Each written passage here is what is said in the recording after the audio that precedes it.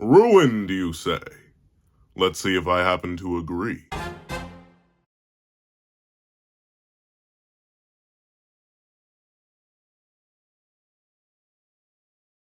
Thank you to our $5 patrons, Rebel 4765, Midnight Gem Lord, and Sean. Another thank you to our $3 members, Recliner Plays and Rebel 4765. And another big thank you to our $10 patron, Robbie Uchiha. And another very big thank you to our $25 patron, Alex Ice Rose. Another very big thank you to our $25 member, Alex Ice Rose. Now, we're on this breakdown / discussion and analysis and live reaction, because this is actually a live reaction, because I haven't seen it. It popped up in my sub box the other day, or maybe yesterday, I don't remember. But I popped up, and I was like, oh, I gotta watch this blind, so I'm all ready and prepared. Wait, where are my headphones? There are my headphones. We're gonna be breaking down AsarathaHS's How My Hero Academia Ruined All Might. And honestly, I think I kind of know what he's talking about. Like, off the top of my head, I have a couple thoughts that we'll get into. But before we get into any of that, please leave your own thoughts on this video in the comments section down below. Leave a like and subscribe if you haven't already. Also, hit that little notification bell to miss out on any videos that come to the channel. Also, I do have a Patreon down below. You can support me for as low as $1 to get things like exclusive videos, early content, and more. You also now become a member of the channel for as low as $3 a month to get the same perks and more. Now, let's hop into the live reaction. What's up, guys? Alphonse here, and here we are to do a live reaction to AsarathaHS. I still don't know. Am I saying your name properly? If you managed to see this one too, because I know you saw the other one, thank you for that. How do I say your name? Because I don't know. Maybe I just haven't watched enough of your videos yet. I don't think I've ever heard you pronounce your name. I don't want. He's a fantastic channel. Go check out the original video. The original video is 11 minutes long, and knowing me, we're gonna at least be here for like 40 minutes. Just knowing me at this point, I like to talk. I don't like to just take content. I like to tell you my thoughts and opinions on the general topic when I'm breaking down another content. So we're going to be here for a minute. The link to Asaratha's channel will be in the comment section down below. I keep saying the comment section, in the description down below. And the link to the original video will be in the description down below. Please go check it out. Go leave a like. Go say Pencil sent you if you did get sent from here, or you may have seen his. You may have seen it first, and regardless, go back there again, watch it again. Fantastic channel, fantastic videos. I haven't watched this one yet, but I know it's gonna be good because I don't know. Every single thing I've seen from this man is good. Like there's not been a single miss. I've watched like half his catalog, and I swear he's not missed once. I need to react to like all of his catalog. It's gonna happen. It's gonna happen eventually. Beautiful thing about having time. But speaking of time, let's not waste any more time, and let's hop right into it. All right. Editing me. Ready. 3, 2, 1, go. All Might is one of people's favorite characters in My Hero Academia, and for good reason. Not only was 5 seconds in, I gotta start debating. Nah, I'm kidding. All Might's definitely one of my faves. Like, let me think about it. I'm just spitting blindly, all right? I'm not like, this is not an official ranking video or anything like that. So let me just think. Let me just think just a little bit. Know what I'm saying? Let me just think a little bit. Top 5 characters: Endeavor, Bakugo, then All Might. Like I legit think like that may be my top 3. Because like, oh, and Hawks is up there too. Ooh, and like as of recent, like notably, before we get like the reason I think MHA ruined All Might, I think he's been waiting too long. Like I think if All Might does not get put in a pack as he fights All for One after that battle concludes, I think Hori's he's dragging it at this point. And to be fair, Hori's been dragging it since Kamino. Like, I'm not gonna lie to you, just being real with you. As much as I liked All for One's later narrative contributions, in some instances, like I like how he deals with his weakness, how he is a guiding light for Endeavor, how he is like just a shell of his former self, and how he struggles with that, being unable to help in the way he always was used to helping, going back to being the quirkless man who could do nothing but being protected. Like, I liked all that, but at the same time, there's a hefty part of me that would have traded that in a heartbeat for him getting packed up in Kamino. Like, I was hoping for a double pack. Like, being completely honest with you, if All for One and All Might got double packed up, rolled up, nice and fine, in Kamino, I think I'd be completely fine. The narrative would be way different. Don't get me wrong. The narrative you would have to restructure the entire thing. Like, I may even do a what if on that. Like, what if All Might and All for One perished in Kamino? Because everything changes from that point alone. Having All Might alive having All Might gone and having All for One gone, both changes the entire narrative. I don't think I need to tell you why, but who's the biggest issue right now? Well, out next to Shigaraki, who's the biggest issue on the villain side right now? All for One. If he got packed up, he can't be an issue. Who who closed off, as he put it up here, chapter 386. I can tell you something. It wasn't Midoriya. It wasn't Shigaraki. It was All Might and All for One.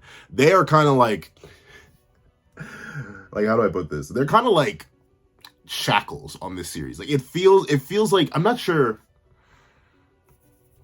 how to put this. Like I'm trying to put it in a nice way, but like they kind of like just weigh this series down.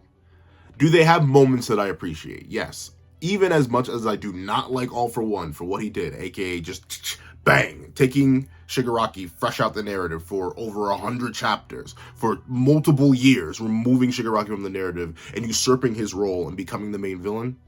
Not the biggest fan of that. There are moments within that lead villain role that I liked. One of my favorite moments in the entire manga, I forget which chapter it is, but it's during the villain hunt arc where All for One has all the heroes in the building and he laughs in Midoriya's face because they thought that was a safe house, and he says, "Hey, yo, kid, you're next," because he found a new victim. He found a new victim that he can essentially destroy like he did with All Might. And now he's excited. Now he's invested. He's like, we can have some fun, kiddo. You're next. And then he drops the whole, he brings the roof down on them. And I ain't talking about assault. No, he straight drops the roof on their heads.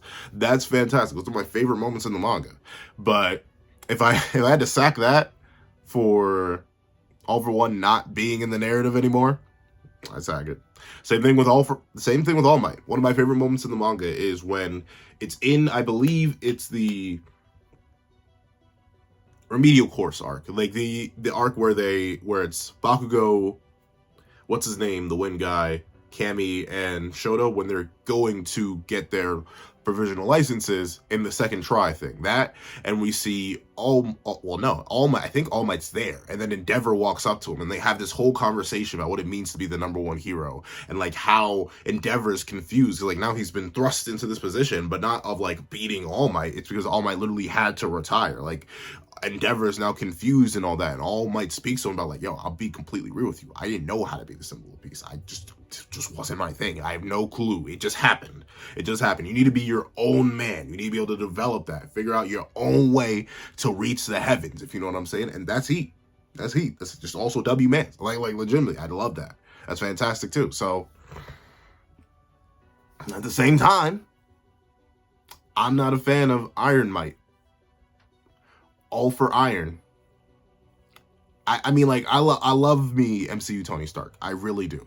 Did not need to see it in My Hero Academia. So, like, and I think maybe that's the main point, because this is notably spoilers to chapter 386. Still haven't watched this video, so I need to get into it. But, like, if I had to take a guess, that's the big thing. The fact that he's coming back. The fact that, because this is the same issue I have with All for One. The fact that we're literally taking away from the successor plot to go back to a plot that was wrapped up in the first 200 chapters, and we're nearly hitting 400. And we're still going back to All Might versus All for One. Like, this wasn't a climax that already happened in Kamino over 200 chapters ago at this point. It's bonkers. That's one of the big reasons I think MHA ruined All Might. Number two, he just hasn't done anything. Like, hold on, let me think. Like, what has he really done? Other like, his whole, like, mentorship to Midoriya is very minor. Like, the only thing I think he taught him was Air Blast. That's about it. And Midoriya could just figure that out on his own. That would even play into Midoriya being smart and stuff like that. Like, just have him figure it out on his own. That's it. You don't have to be like, oh, you see, in reality, it was me, All Might, all along. Like, I think you get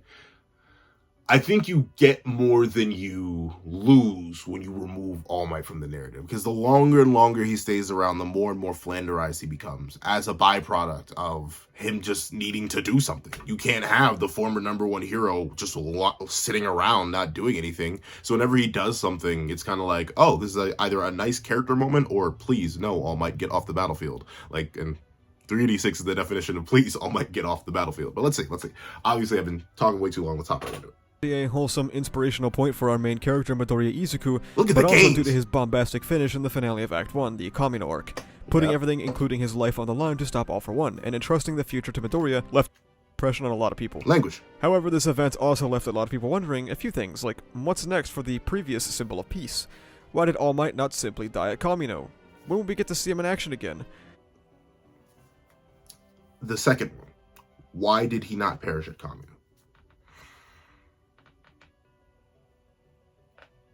Why? like I and like once again, I see it. I see it. I see it. I see it. It's always been inside of me. The possibilities are never ending. But that's the thing. I see that.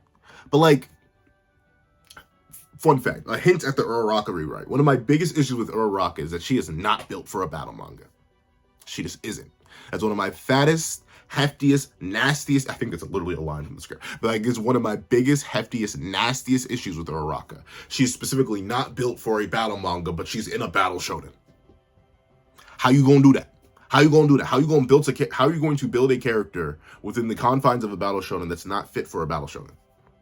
I mean, you can do it, and it can work out well. I think Bulma from Dragon, well, then again, you could argue Dragon Ball started out as more of a comedy manga than a battle shonen, but like, regardless, Bulma is a character in a battle manga that is not built for battle. But she still works within the confines of that narrative. So it's not impossible. It is not impossible. You can do it, but you need to do it good. So that's one of my biggest issues with Uraraka. So what do you think my big issue is going to be with Skinny Mite? The fact that he is no longer built for a battle manga. He can't do anything. Note, a majority of the cast can't do anything, and they have powers. Like, a majority of 1A is worthless, being completely real with you. They're absolute dog water. Don't get me started on 1B. Don't get me started on half the pro cast. Don't get me started on any of that. A majority of the cast that has powers is still worthless in the grand scheme of things. When you really look at it, if we really be honest with ourselves, a majority of the cast is useless. What is a man without powers going to do? And I know, hey, ain't you that guy that's writing What If Midoriya Was Confident and literally hasn't given him powers yet? Yes, I am. That is me. I am, in fact, that guy with the pencil, and I am writing that. But here's a conceit.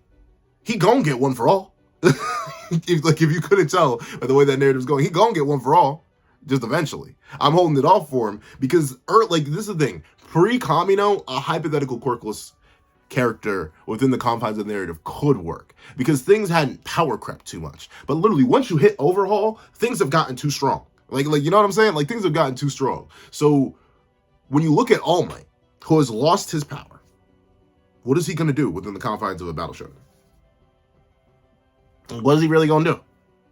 Nothing, right? Because it wouldn't make sense for him to. It wouldn't make sense for Skinny Mite, who's like maybe 120 pounds soaking wet. Like, it wouldn't make sense for him to really pull something out like that. And thusly, he kind of just sits around for a majority of the narrative and only provides character moments because that's all bro can do in a battle manga. And that's not good. You're pretty much, like, it's sad to say, but you're pretty much useless. And I think Hori realized that, and that's why he's trying to give him Iron Man armor in MHA 386. But there's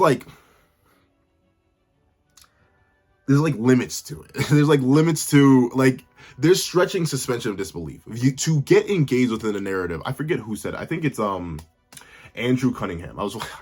For some reason, a whole bunch of Undertale and Deltarune content has popped up in my recommended, and I've been consuming it like mad. Like, I swear I probably subscribed to 20 different Deltarune/Undertale channels in the past month or so. For some reason, my YouTube just got flooded with that out of nowhere, and now I've just been I've been eating it left and right. I think it's Andrew Cunningham who literally pointed out in one of his videos that it was either the Undertale video when he was going over why it was good or something like that. He was like, humans have this miraculous ability to literally go absolutely insane for a while and fully immerse themselves within a fictional world. That's what we can do here. That's what we've done here with All Might and his ilk. But, there's a suspension of disbelief. We're able to suspend it for a while. You can set up rules within your narrative, but the moment you break those rules, you snap that's when you will, you will snap your reader or your consumer of your fiction out of their mania, and they'll be like, wait, that's dumb. And All Might getting Iron Man armor is whoa, wait, that's dumb. Because it is. Do I need to explain to you why Skinny Might hop in All Might armor or All for One armor to fight a god is so out of character or weird? Do I need to explain to you why All for One getting why All for One who got restored to his prime, who then got restored to younger, then got an amp upon getting restored to younger, and literally has superpowered variations of all of his quirks now, fighting All Might in Iron Man armor is stupid. Do I really need to explain that to you? Like, do I need to? I mean, I can, but I won't. I think he will. So I'm gonna let him do it. I'll let him do it. He's gonna explain it to his wise dumb. But with that being the case, like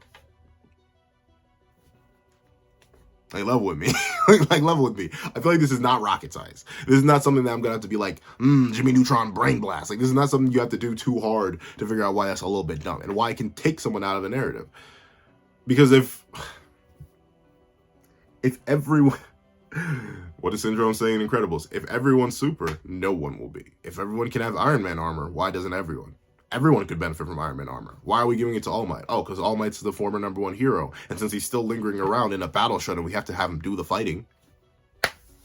But have you ever considered maybe just not? Maybe just having him perish? Maybe he should have perished in Kamino. I wonder. But, and the other question he said, I'm sorry, I know I'm talking for so long, but like, my brain gets stimulated, I like to think. But one thing is, I guess a lot of people were asking, when are we going to see him in action again? But I personally wasn't. I was wondering, admittedly, I was still wondering on the second question. Why is he still alive? Like, what? Like, I thought the whole point was he already lost the power. He was running on embers, and now those embers have burned out. He can't be back in action, right? Because Skinny Might's fought her. Like, I don't know. It was rough. It was a rough state of affairs. Let's see. My Hero Academia, unfortunately, has contradictory answers to these questions. Let's start with Act 1. What did All Might's character represent? He was someone who rose above the reign of All for One, that had thrust the world into a hidden chaos, and came out of it on top. His primary ideology was to be a symbol of peace, a pillar of justice for all of society to rely on, someone that the hopeless masses can turn to and feel inspiration. This ideology of his was largely successful in what it wanted to achieve, putting Japan into a state of peace it hadn't seen since Quirks originated. His reign as a symbol and pillar inspired countless people around the world, like our protagonist or our rival character, but the consequences of this idea would slowly creep up on All Might. The nature of being a symbol was isolating. He didn't give himself time to form connections, to live a life outside of hero work, and while he postured as the symbol of peace, the remains of who lay under Toshinori Yagi slowly withered away. Even as he has a hole in his gut and a missing stomach, he doesn't give up. My Hero Academia builds up the conflict between All Might and All for One as the clashing of simple ideas of heroism and villainy. All for One literally being inspired by a comic book, and before comic book fans get mad at me again, yes, I understand that comics are more nuanced than this, blame Horikoshi, not me. The point is, I'm not gonna. He's on a roll, so I'm not gonna interrupt for too long. I love that Dabi. That Dabi the dog image. Oh, that's beautiful. I love that. I love that image. What was I gonna say? That image caught me so off guard. Yeah. Like, when I didn't even think of that. Notably, I haven't seen that in my comments, but he does bring up a fantastic point. You know, comics can definitely be more nuanced than that. Like, everyone boils down, like, Superman to being, oh, he's just, like, super strong and broken. But no, like, Superman's, like, a really interesting human character when he's written well. People boil down Batman to, oh, he just knows everything. He's got prep time for everything. He's the ultimate prep time man. But, like, no, Batman, when written well, is a super-duper interesting and nuanced character. Wonder Woman, Spider-Man, The Flash, Green, like even like every like when you get a good writer behind a character, comics can tell amazing stories. No matter who the character is. Like, I'm just talking about heroes, but even villains. Like the way Darkseid gets written sometimes, I hate. The way Lex Luthor gets written sometimes, kinda hate. The way my boy Doomsday. Okay, to be fair, there's never been like a story where I've been truly interested in like the nature of Doomsday as a character. But like, you can write good comic villains and good comic heroes. And yeah, when you do think about it, Hori did kind of just simplify it to, oh, comic book villains are always just good or evil. Which maybe you can argue they maybe started out as that when All for One started reading comics. You know, that's fine. I guess it works specifically because he is like over 100 years old. But considering we don't know like what the relative time, like due to the nature of MHA being like slightly more futuristic than us, but not so much more futuristic than us, and like the general weirdness about MHA's history due to Quirks changing it, the whole, like, I love MHA world building, but like the whole general structure of what everything is and where everything goes within the timeline and stuff like that is weird. So I'm not sure. Maybe comics in that world are just really, really simple. Because I guess, like, you have comic book heroes running around outside every day, I guess. I don't know. All Might was heroism for the sake of it, and All for One was villainy for the sake of it. Heroism ends up defeating simple villainy, but at the cost of the pillar that holds up society crumbling to pieces. Where All Might fell, Toshinori Yagi still remained, and he was forced to bear witness to the aftermath of his reign. However, we had both All Might and All for One pass on the torch to their successors, who both represent more complex ideas of the two aforementioned concepts. Hear that, All for One? You passed on the torch. You were supposed to leave Shigaraki to grow on his own. Not hijack his body, All for One. Why did you hijack his body? Sorry. Midoriya finding his way into wanting to be someone who finds out how villains became the way they are instead of punching and kicking his way out of scenarios, and Shigaraki, who had greater aspirations than ruling for the sake of it, but to destroy any and all things that represent his abusive upbringing and the complacency that All Might generated. And that still left the two original symbols of justice and fear to sit and watch the dominoes fall helplessly. All Might was told, and that's the thing. That's the one thing that I get about leaving them alive. But then again, not necessarily All for One. All for One's kind of weird. Like All for One, because he was locked in prison, so like I doubt he got updates on the outside world all too often. So All for One really wasn't it. But it is interesting to see All Might have to deal with the aftermath of the world he created. I think that is a very, very neat aspect that you never necessarily get tackled in a narrative. Like, sometimes you get it in sequel series, like notably I'm thinking of Four Knights, I'm thinking of Boruto, but even then, it's not as, like, usually once you get to like a sequel series, external threats start coming in. It's not like there's actual problems with the world. And in the case of both of those series, up until recently in one, well, not necessarily recently, it's kind of old now, but like for a while in one, it's still the same case now in the other one.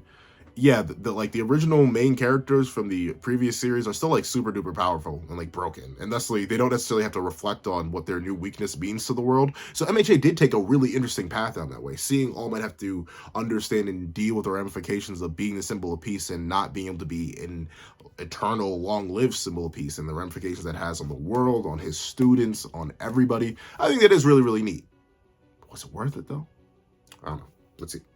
at a young age that those who are the strongest keep smiling, which is something he would end up negatively internalizing, hiding everything behind a smile, something he states explicitly to Midoriya in Chapter 1. Throughout Act 2, we witness Toshinori try to find a purpose in all of this, as he feels without power, he can't be there for his students. Hey, right. Aizawa tells him something he desperately needed to hear.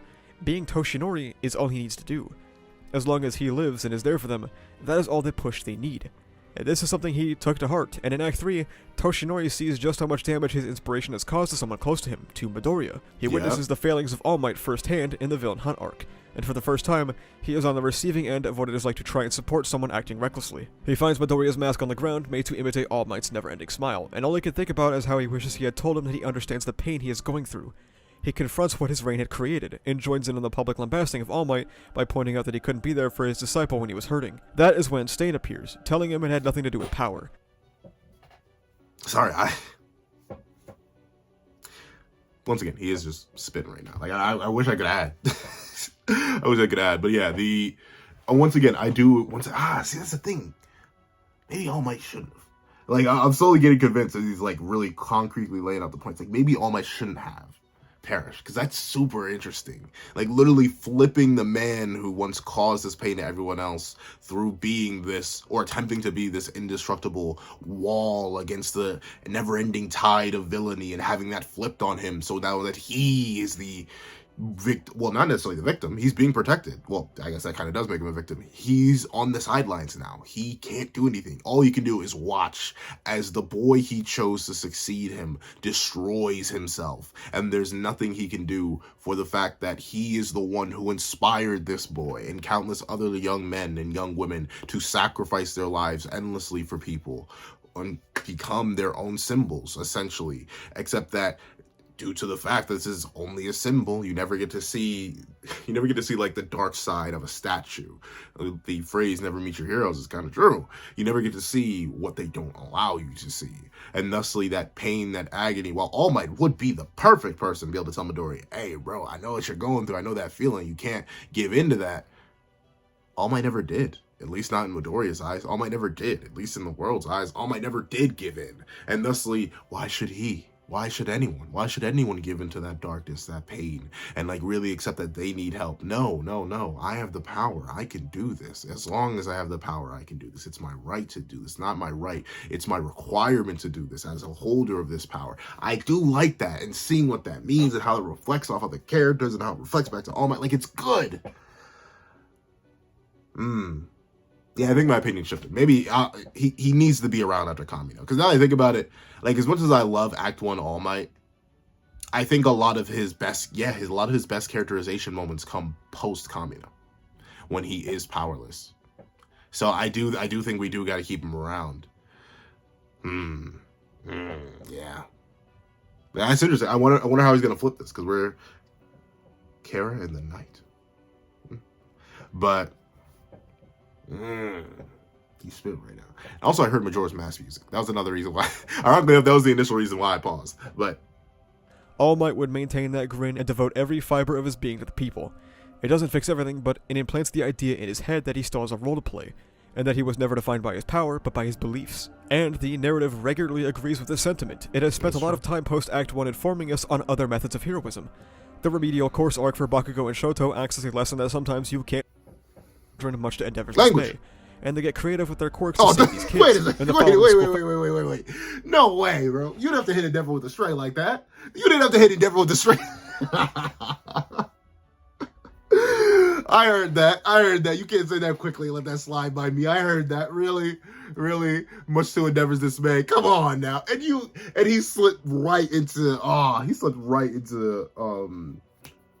the student festival.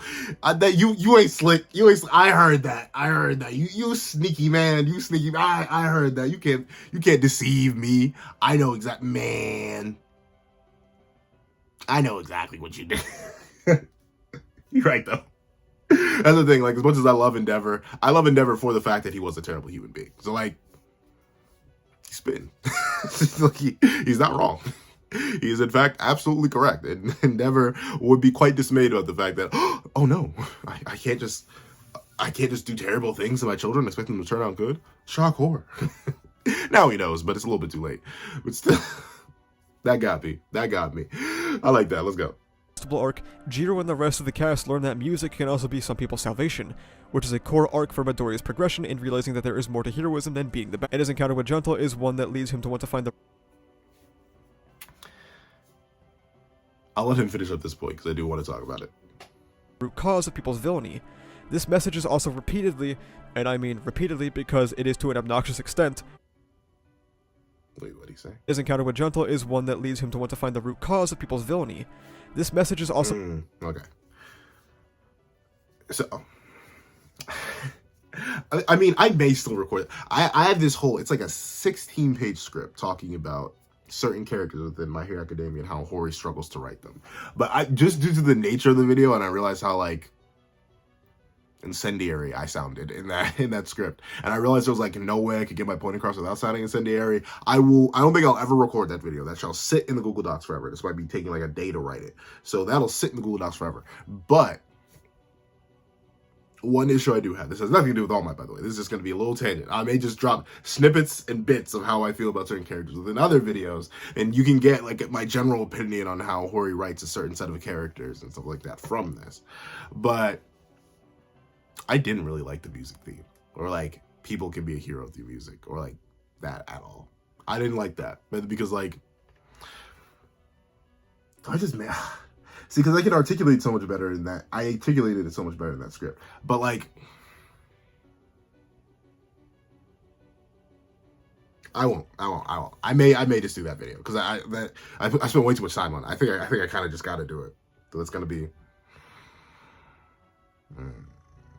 No, I won't. I'm not going to do it. I ain't got the nerve. Long story short, I don't like how certain characters of the narrative are relegated to a part of the narrative that many consider as filler.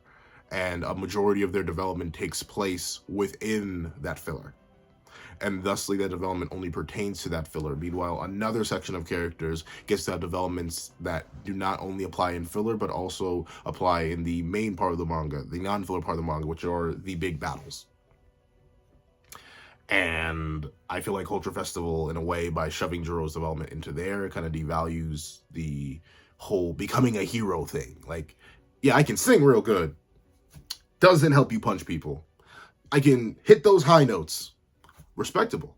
It's hard to hit high notes. Trust me. I used to sing myself. That is painful. Then again, like, if you could not tell, I am definitely a bass. Like, I'm nowhere near a tenor. Sweet mother of mercy, every time I hear a soprano hit any sort of high note, my ears bleed in the best way possible, because God, you will, because y'all are impressive. But still, not the biggest fan of that. Other thing, I still don't, I get it, and like, I've even seen him explain it. And I'm gonna react to that video so I can go more in depth there and talk about my feelings about Midoriya wanting to find the root of villainy. But like, you don't got it, like, despite the nuances and complexities about finding the root of villainy and treating that, I think he should do that. Treat it so it doesn't happen again. However, those people who have already fallen into villainy, unless they're literally like gentle, like literally just a non-threat for the most part, just get rid of them. Like, there's no reason to ever try to reason with Muscular. I'm sorry. There isn't one. There's no reason to ever try to reason with Shigaraki. I'm sorry. There isn't one. There's no reason to ever try to reason with Overhaul. There just isn't, like, well, I know people are gonna be like, well, Tenko is a victim, so Tenko needs to be saved. I'm sorry, that man's literally a walking calamity. It's like a hurricane that could talk. It's like a hurricane mixed with a tornado, fused with an earthquake that could talk, but it only talks gibberish. And bada bing, bada boom, it wants to slay everything. Like, sure, it's sad. Make sure it never happens again. Make sure hero reforms and society works so that these villains can never be created again. And understand that they were born of this. But do not try to save them or risk that, because some of these villains are too dangerous to do that. That's my general thoughts on it. I know people will disagree with me, and I've gotten used to that. And he has explained it, and I will talk about it in his own video when I get to react to that video, because he does explain it verbatim, and he does a really good job of explaining it. To the point where it kind of convinced me, but at the same time, I'm very stubborn. So we'll talk about it then. But let's see. Repeatedly, and I mean repeatedly because it is to an obnoxious extent, shoved down our throats in the final arc. La Brava practices heroism through her hacking, and most of Class A practice heroism through keeping UA up, or the support course by helping the heroes prepare for battle, or the business course in their filming of a documentary. So let us I still don't like that guy. Mainly because he yelled at Gentle. Mainly because at this point now, I can quite confidently say, like, back when I made my My Hero Academia villains ranking years ago now, I put Shigaraki at top, but now I can definitively say Gentle's my favorite villain, because he's just so consistent. He's just been hitting consistently. Shigaraki, you can't go on a 2 to 3 year hiatus, bro, and come back and expect me to still care. I'm sorry, it's been too long. It's been too long, bro. It's been too long. So Gentle's definitely my favorite, and due to that, I really don't like this guy in the middle. I think he's ugly and stupid and dumb. It just feel like that when it be like that. I'm sorry, bro. You just happen to be in the wrong place at the wrong time, buddy. You just made the wrong choices. But let's see. All Might's journey. He was forced to confront the dangerous lack of self-worth his reign gave him through Midoriya, and while stumbling through the dark looking for a purpose, is told by 2 separate people that his presence alone can inspire greatness, that he has more than the power he once had, and to find his value in this new world. So I know. Okay, if I had to take a guess, what he's going to say, the reason he's going to say how My Hero Academia ruined All Might is because they went through all this way to prove that All Might does not need to fight. All Might does not need to engage in battle. All Might does not need to do all this in order to be a hero. Everyone can be a hero in their own unique way. Whether, like he said, whether it be through hacking, whether it be through supporting, whether it be through creating, whether it be through destruction. No, I'm kidding. But I don't know. Midoriya's kind of destruction. Like, through all that, you can be a hero in a unique way, and your very presence is good enough. You don't need to, like, step foot on the battlefield. But what did Hori make All Might do at the end of chapter 386? Step on the battlefield in a suit of Iron Man armor. That absolutely sacrifices all the buildup and all the storytelling you have for All Might up to that point. Because now you're essentially saying all that was wrong. No, All Might should just be a hero in the conventional way and just fight. Even though we've spent over, like, if you want to say the ruination happened specifically in 386, I'm not sure where he's going to go to, but if you want to say the ruination specifically happens in 386, then you spend over, let's say we just go by Kamino. I forget when exactly Kamino ended, but you wasted 100, let's say Kamino ends 150. I know that's nowhere near right, but let's say it ends around there. 386, you wasted 200 chapters worth of buildup and development, and saying you can be a hero in your own unique way, your presence is enough, only to contradict all of that and just have the big old villain fight the big old hero again. That's dumb. It sacrifices. It contradicts everything you've built up to this point, Hori. At least that's if I had to take a guess, that's what the path we're gonna go down here. But let's see. You know, it will not be the first time I'm wrong. Let's see. Can someone explain to me why, for the love of language, him going out in an pulled suit of armor is the solution? This decision by Horikoshi to have All Might re-enter the battle in an Iron Man suit is so antithetical to nearly every theme of My Hero Academia. What did I say? Yo, I'm low-key kind of psychic. Nah, I'm kidding. He laid out a really good... like I was about to say. See, I want to get to this guy's level of scripting. I want to get to this guy's level of scripting in my videos. Because notably, like, their videos that I script are super duper long. Because I talk a lot. I'm sorry, it's just...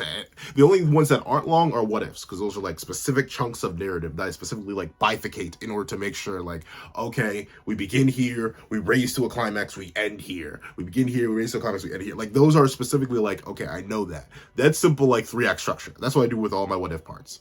Those are fine. But my general videos, I normally do off the cuff. Like, if you couldn't tell. That's why you hear me stumble, mess up, make mistakes, all that. Because it just be like that when it be like that. Especially when it be like that. So... that's why you'll hear me mess up and do stuff like that. But, like, he just has really good video flow. Because I can't even say, like, oh, I predicted this based on my big fat gigabrain. No, he just scripted the video so well. Built up these points, establishing why All Might doing this is, like, good writing and all that. Doing all that. Really structuring that to the point where even me, with my, like, negative 356 IQ, was like, wait a minute. I can see where he's going with it. So that's just really good video plotting. Like, that is fantastic. I'm not sure if he scripts his videos.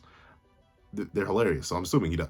But, like, even still, that's super duper impressive. That is quality writing right there. Like, aspire to be like him. But let's see.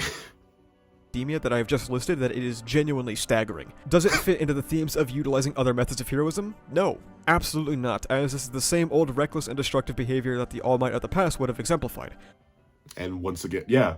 It's the one form of heroism that All Might was supposed to sacrifice in order to become a different kind of hero and support the new world in a different kind of way that only he could as the previous symbol of peace. But no, in reality, none of that actually mattered. And what he needs to do is throw on an Iron Man suit and go back in time and just fight the big bad villain again. Because yes, all the 200 chapters of heroism, as he mentioned, the slop of the last 30 chapters of all the different types of heroism, from La Brava to Momo to Gentle to the news guy to the other news people to everyone else, all the other different types of heroism, all that wrong. And in fact, you should throw on an Iron Man suit, even though you're like a decrepit 80-year-old man who's gonna like immediately perish to a literal time-reversing demigod. Yeah. It'd be like that when it be like that, especially when it be like that. Spitting. Putting his life on the line in an otherwise losing battle goes against everything All Might has represented over Act 2 and 3. And no... not just represented, developed into. Like, notably, this is, like a Chapter 1 All Might kind of move. Like a young All Might kind of move. Throwing yourself into the line of battle, this is it. But all that development, all the experiences he went through is not just antithetical to what his character should now represent, but it's also antithetical to what his character actually, like, grew as a character. This is like active character regression. Why? like, why? And once again, the most wild thing is we could avoid all this if All for One just wasn't in the narrative. If All for One just didn't body check Shigaraki, we would not have to worry about this. Not at all. I legit, like, and notably, I saw one All for One fan on the previous video I reacted of AsarathaHS, but I think, like, even All for One fans can agree, removing him from the narrative from this third act is just a net positive. I think we can all agree on that. I mean, if we can't, like, tell me why down below. I'm more than willing to hear it out. All for One fans, make your arguments for your mans. Trust me, I am more than down. I also have characters who I probably shouldn't like, but I really, really do. So don't be afraid to drop your arguments down below. I'm more than happy to hear them. But, like, we wouldn't have the situation if All for One was here. We wouldn't have to sacrifice 200 chapters worth of development and build up for this character if All for One wasn't here. We could do so much more, or not even, no, so much less and get so much more if All for One just wasn't here. Nope, he's got to be here. Let's see. Amount of, quote, I'll reach these kids' heights dialogue pain will change that. Because prior to Iron Might, not a single person interpreted this as going out and risking his own life in a potentially fruitless attempt to halt the strongest man in the world, because All Might's character does not exist in the vacuum of random dialogue pulled out of your justified garbage. Iron... Yeah. Just, like, and I think once again, after 200 chapters, no, this is not a small span. This is not a small span. It'd be one thing if this was like a 10-chapter arc that All Might was supposed to go down. Like the development and understanding of the multiple different ways to be a hero. It'd be one thing if like Horikoshi like lightly glazed. Like he put a light little film over top of the idea that you can be a hero in different ways. It'd be one thing if he dedicated maybe a month or 2 months to developing All Might as this character who can help in ways other than combat. But no, we have sunk time. It's the same issue that I have with Shigaraki getting bodyjacked by All For One. We have dedicated so much time, so much panel time, so much screen time, so many years to developing All Might into this specific character, this new kind of character, this nice fresh take on an idea that you rarely see tackled. The hero who can no longer be a hero. The protagonist who can no longer be a protagonist in the way they always were protagonists. We dedicated years to this.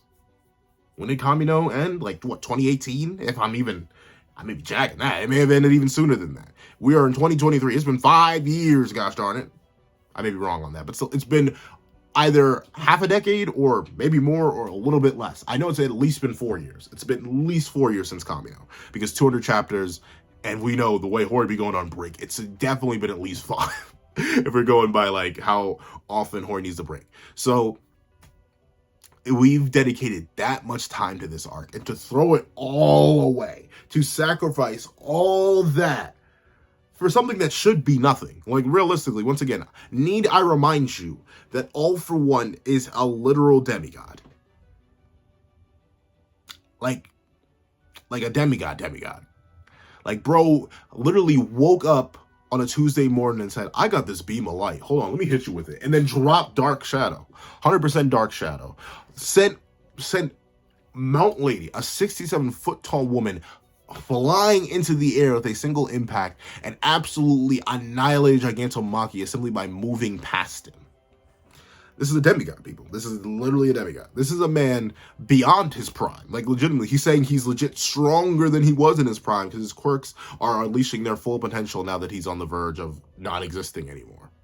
So, like, that, and you tell me that Iron Might's gonna do something. One for Iron. One for man. Like, really? We're really doing this? Like, why? I legit don't know why. I do not know why.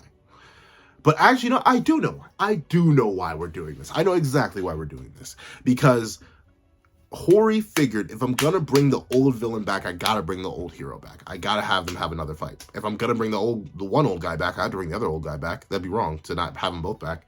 But that defeats the entire purpose of the other major point of My Hero Academia, not just developing Toshinori's character, but also the idea of passing the torch. All For One and All Might shouldn't even be here. And if they are going to be here, they should be supporting from the sidelines, supporting from the shadows. They should not be big, brawling, beefy combatants slamming against each other like two action figures. I'm sorry, we did that in Kamino. We should not be doing it again. But let's see. Might exists in the world of My Hero Academia that has spent countless arcs and chapters reinforcing that there are other ways to be a hero. It exists in a world where Toshinori as a character has progressed. It exists in a world where Toshinori had literally seen firsthand what it is like to experience the reckless existence that was All Might when he found Midoriya's mask on the ground. Despite being considered one of Villain Hunt's greatest haters, it seems most of the fandom did not actually absorb the message of not doing reckless on your own, to value your own self, and to find value outside.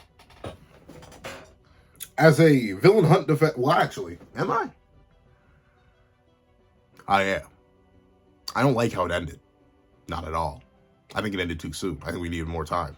But I do need to watch that video of his too. I don't think I've actually seen it. Though it has popped up. It has popped up. I don't think I've actually seen it. So I need to watch that too. Because I do like Villain Hunt. I like Villain Hunt for what it does for Midoriya. I think, ironically enough, that is the most invested I've ever been in Midoriya's character. I'll go more into that when I react to that. That's the beautiful thing. Like when I have videos I know I can react to or break down, I know I can like just slide points of my own discussion into them, and without like dedicating a whole interpersonal video. Even though I am like, if you made it this far into a video, one, thank you. God, you Willikers, thank you for being here. But to give you a hint, what I'm plotting, I have 3 scripts done. And well, more than 3, many scripts done. I just need to sit down and record them. But in terms of like MHA big, fat, beefy content, I have 3 scripts done. One is recorded already. One is done and recorded. That's the Dabi rewrite. That's going to be dropping sometime soon. I've recorded it. I just need to edit and draw for it. I've already started to draw for it. I just need to edit for it. Well, I need to finish the drawing and then edit. And that's going to take a while. It's like a 46-minute video. That alone. Then I have the Uraraka rewrite. It's even longer than the Dabi rewrite. But in the perspective, it is even longer than the Dabi rewrite. So that's going to take a hot minute. Then I have the War arc rewrite, the first War arc rewrite. That's another hefty. I think it's about the same length as the Dabi one, though. I think it is about like, no, it isn't. It is like 1.5 times the length of the Dabi one. So that's probably going to be an hour long video. It's looked over by my friend. I just need to sit down and record it. I need to dedicate myself to that. Those are the 3 big ones, the 3 BP boys. But I do kind of, like, before I do the War arc, I do kind of want to do, like, a shorter arc. So I probably will rewrite Vigilantes first. Even though the War arc script is done, I do kind of want to rewrite Vigilante first. So, we'll see. Oh, but the reason, to give you clarification on why I do, like, Vigilante Midoriya the most, why it's the most invested I've ever been in the character, is because it actually, like, treated all the negative and unhealthy things as he was doing unhealthy and negative, and not like putting a positive spin on it, even though, you know, it immediately goes back to putting a positive spin on it right afterwards. But hey, you gotta do what you gotta do. Let's see. Out of your power. All Might practices his own heroics even in MVA when he tried to save that woman from the falling pole. He practices his own heroics by establishing the very plan to decide the fate of the world.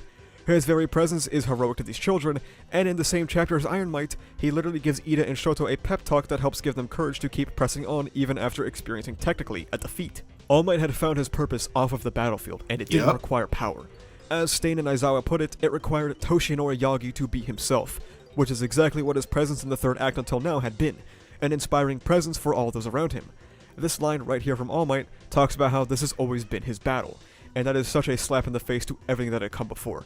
The theme of passing the torch has now been usurped nearly 3 times in the series alone, arguably with Endeavor becoming a more prominent character than Shoto, with All For One taking over Shigaraki. That is true. You know what? Once again, this man makes me think about things I never thought about before. But it actually, and like notably people have talked to me about this, because like, fun fact, you aren't the only people who have to hear my Endeavor praise. Neither are the people on my other social media platforms. No, my friends have to hear it too. And one of my friends straight looked me dead in the face and was like, you know why I don't like Endeavor? And I was like, why? Because he took the spotlight away from Shoto. And like in that moment, I was like, no, he didn't. Like Shoto still has his own stuff, but like, no, he doesn't. No, he doesn't. I think that's why I've never necessarily vibed with Shoto. Like, I understand 100% why people like the character, why people love the character, in fact. People have told me down below how they relate to Shoto, how they understand his character, his story, his writing, all that. I completely understand and respect that. And now with that context, and now hearing it twice, not just from my friend, but also from him, it's true. That technically is like stealing the torch back. By making Endeavor a better character than any of his children, in my opinion at least, you kind of just take away all the fact. It's the old usurping the new again, when this is supposed to be the story of the next generation.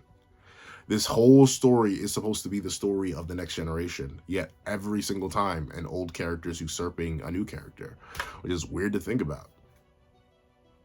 Does Hori just not have confidence in the new characters? I don't know. He must. He dedicates so much time to them. Midori gets a whole bunch of time. Shigaraki gets a whole bunch of time. Shoto gets a whole bunch of... Well, no. Actually, ironically enough, Shoto doesn't get that much time. So maybe he really just doesn't like Shoto. Well, let's see. And now with All Might regressing for the sake of rawness and swag to take on Prime All For One. Completely disregarding, I don't know, Kamino, the arc where 2 powerhouses left it all to their more nuanced successors, as well as completely disregarding any potential development from villain. One, yes, true. And like, really think about it. All Mizzle fans, really think about it with me. My hand always has to fall asleep. But think about it with me, All Mizzle fans. Like, how much... What's the ratio of logic to rawness and swag? Like, it's weird to say this, but the two are not mutually exclusive. Remember this. The two are not mutually exclusive. You can be logical, yet have rawness and swag. It's hard. It's difficult. But there are many moments, some of my favorite moments in all of anime, and heck, in all fiction, let's be real, because it's not like anime or manga is the only thing I consume. Some of my favorite moments in all fiction are the perfect balance between rawness and swag and logic. The two are not, they cannot be separated. They can be intertwined. In fact, having them intertwined is better, in my opinion. You know what? In fact, speaking of, it's not specifically All Might and Midori related, there is a moment that is pure rawness and swag and is perfectly logical based on the story that was set up. Shigaraki's moment in the first war where he stands up and is like, you heroes ain't nothing. All I'm saying, y'all just perpetuate this endless cycle of violence and I'm just responding in the best way I can. That was rawness and swag and made perfect sense within his character. All Shigaraki's development. Him becoming the ultimate villain, all that was established and makes sense, and him getting all for one, while dumb in my opinion, still it works within the context of that moment. That moment is rawness and swag and logical. You can do it. Hori has done it. Endeavor defeating Hood, rawness and swag with pure logic. Hori can do it. So why? Why do we accept this? How is this rawness and swag and not just stupidity? But whatever. It's just. I guess it's just raw enough. I guess it's just swagalicious enough. It has just enough of that cool factor. So might as well let it rock. Making the arc worse than it already was, because the point was that this was nobody's fight in particular, except quirkless All Might, I guess. One could argue that this is character regression, which is something I've talked about in previous videos and how it's not always inherently a bad thing, and I still agree with that. Regression is not a bad thing.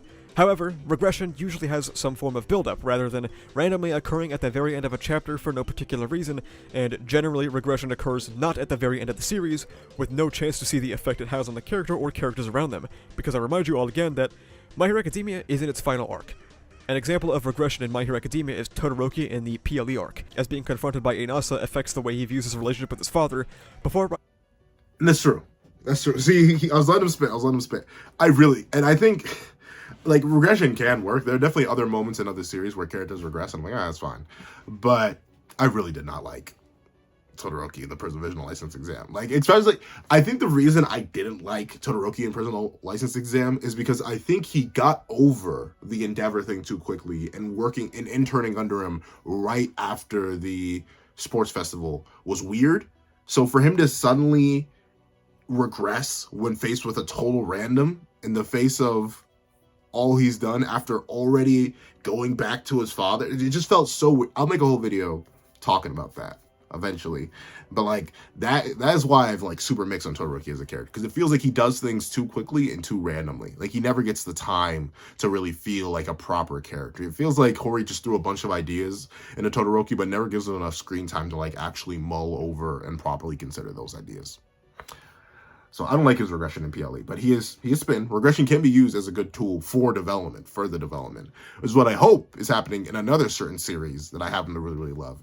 It rhymes with weak unlock. It's peak lock. Like that's the one I'm thinking of. But there's a certain character in there that has regressed massively. 2 characters, in fact. And I'm wondering where we're going with that, but we'll see.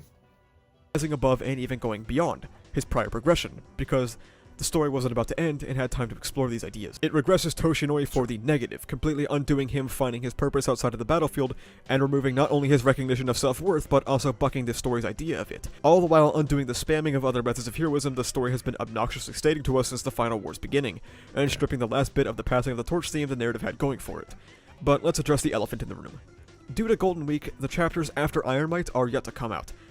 Let's explore some of the suggestions or predictions people have made in an attempt to support Iron Might, and how it actually isn't story bending in any way, somehow.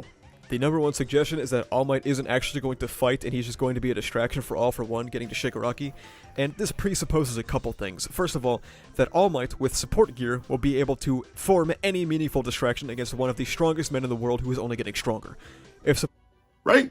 Like, look at this image. Like, what is it? What is All Might actually meant to do? What kind of distraction is he?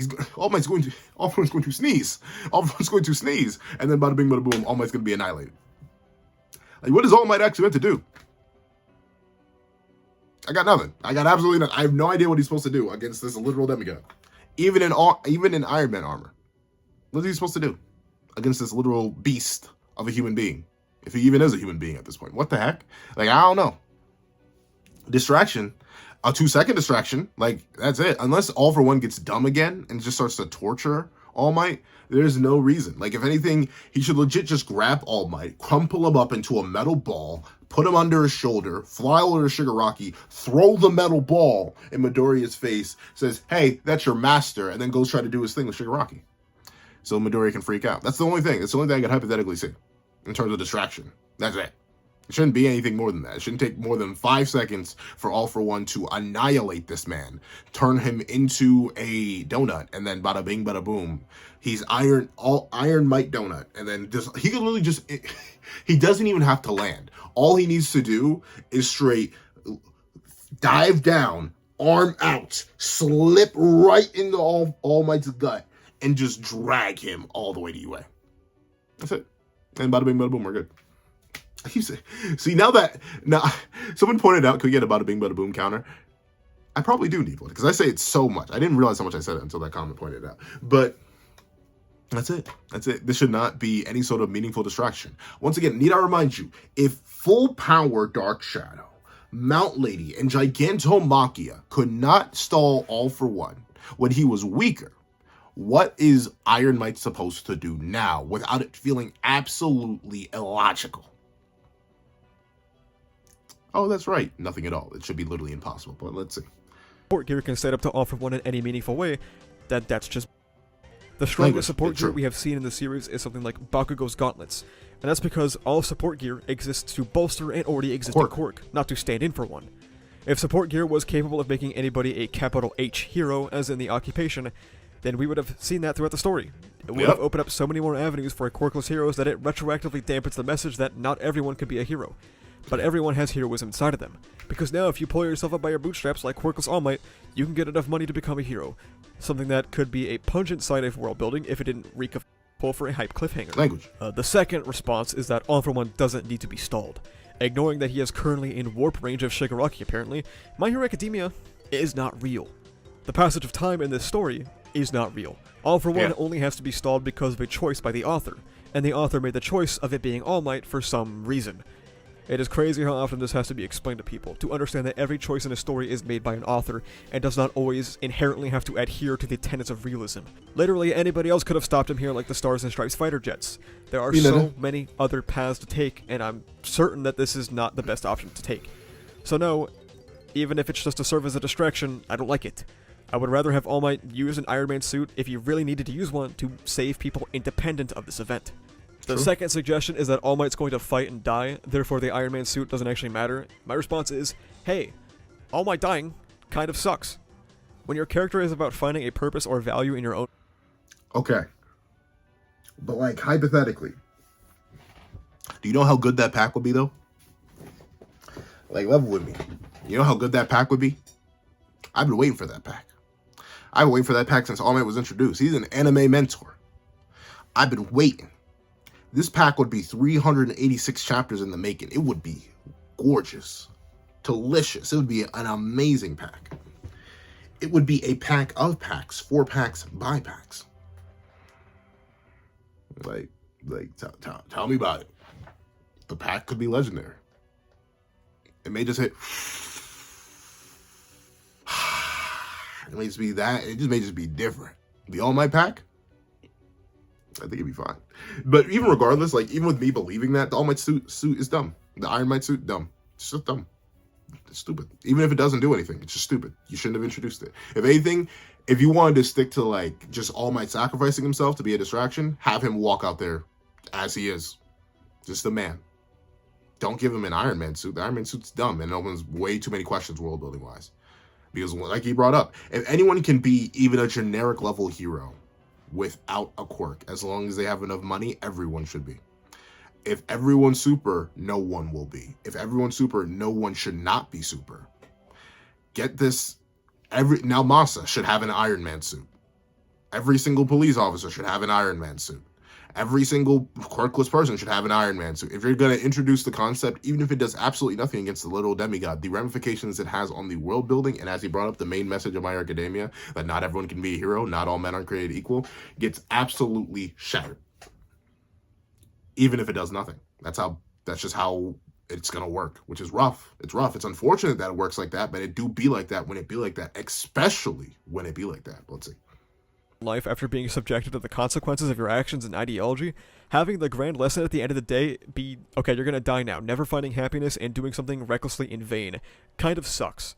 Especially as the story has already hammered home why you shouldn't be doing reckless things in vain. This is certainly a better option than him winning though, but to be honest, they're both awful. Number 3 is Hologram All Might, and I would instantly take back everything I have said in this video, and we would be seated to gas this up to high heaven, as it would exemplify perfectly that All Might knows his life has value by not actually putting himself out there, and would retroactively make every single person who told me that Iron Might makes thematic sense look very, very silly, and that would be very funny. However, I am not thinking this is likely considering that we saw All... I kind of know. I mean, he's right. I wouldn't be ready to gas it up. I mean, I guess, like, ironically enough, I'd have to. Like, especially after the argument he's built in this video, I'd have to gas it up. I have to be like, oh, okay, Hori was cooking with that. But, like, one, I don't think it is, because I think we literally see contact drops on him. I think we do legit see rain hitting him. So I do think that is All Might. Like, I think that is him. So I think that's immediately disproven. In fact, no, this video's going on for too long. I was about to say, I will go find the chapter and double... Forget it. We're already over here for over an hour. Let me see if I can find it real quick. Hold on. Welcome to That Guy with a Pencil. Only the max level professionalism here. But let me double check. Let me see. Because if we see raindrops hitting him, then I think unless hologram technology is like omega advanced, I think no, not you, Undead Unluck. Let's see. Unless hologram technology has gotten super advanced, it looks like rain is hitting him. I think either that's rain or sweat. I think rain is in fact hitting him. So I think that kind of like automatically disproves Hollow Might, I guess is what you would call it, instead of Iron Might, Hollow Might. I think that kind of immediately disproves. Like, you see rain hitting him, you see rain hitting the car. So I think that is him physically. So fortunately, I think as cool as Hollow Might would be, hypothetically, it'd be ironic. It kind of be a reference to The Last Jedi, I think, when you think about it. But as cool as that would be, I don't think it works. But let's see. Walk out with a briefcase, and he gave the speech while visibly standing in the rain, so instead, we are likely getting an awful event instead. Iron Might seems like one of those things where no matter where this goes, we're not cooking. It spits in the face of All Might's character, Sure. It spits in the face of multiple primary themes of the series, and it somehow spits in the face of the final arc itself, which already isn't good. I'm sorry about being so negative about My Hero Academia recently. This arc is just rough. Thank you so much for watching. If you like this video, please remember to like, comment, and subscribe for the funny YouTube algorithm. You can check the description down below to follow me on Twitter, where I'm objectively correct all the time. You can also join my Discord, where we talk about My Hero Academia, ReZero, Jujutsu Kaisen, and stuff like that. And you can also now become a YouTube member, which basically just gives you access to behind-the-scenes content, a little badge on comments, and live stream chats, and access to some emotes. Only do so if you want to support the channel, though. But that's about it, though. Thank you for watching. See you. Stop it. All right. I want. As a YouTuber myself, I know you gotta let it play. You gotta let the video play out until its very conclusion. Gotta make sure those analytics, gotta fight the analytics one viewer at a time. But overall, Omega W video. I don't say it as much when I do reaction videos to other creators' content, because like it's weird deeming them worthy, but I do always have it on me, fun fact. And yeah, the chapter's worthy, if you could not tell by how I was talking about it. This is an 11-minute video. I've been here for over an hour. I think you can tell the discussion that he provoked out of me was very, very good. And he brings up a fantastic fact. Like, once again, the absolute contradiction of the narrative by having All Might sacrifice his life in a big bombastic way in a final battle in some Iron Man armor is unbelievably stupid and dumb and destroys all the character development we've had for the character in the over the past, what? 5 years? At bare minimum 5 years, because what, 5 years would be 250 chapters, and I think Kamino ends before 150. So yeah, it's been at least 5 years. And that's assuming Hori took no breaks across 5 years, and we all know that's a lie. So it's probably been like 6 or 7, if we're being completely honest. 6 or 7 years of character development thrown away for rawness and swag. Not worth it. However, W video. They make amazing content. Please go check them out. Their link to the channel will be in the description. The link to the original video will be in the description. Please go peep. They're fantastic. They're amazing. And go support them. However, thank you so much for watching. Please do like, share, comment, and subscribe. Make sure the little notifications will soon miss out on any videos that come to the channel. If you made it all the way to the end, leave... No, you guys may talk about Iron Might already. Leave Might Iron down below. Might Iron. Might space Iron. There we go. Let me throw that space in there because y'all... But like you know exactly who you are. So if you made it all the way to the end, please remember, leave a like, share, comment, and subscribe. Make sure the notifications bell so you do not miss out on any videos that come to the channel. Also, I do have a Patreon down below where you can support me for as low as $1 a month to get things like exclusive videos, early content, and more. You also now become a member of the channel for as low as $3 a month to get the same perks and more. Now, thank you so much for watching once again, and I hope you guys have a wonderful day. This is that guy with the pencil, writing off.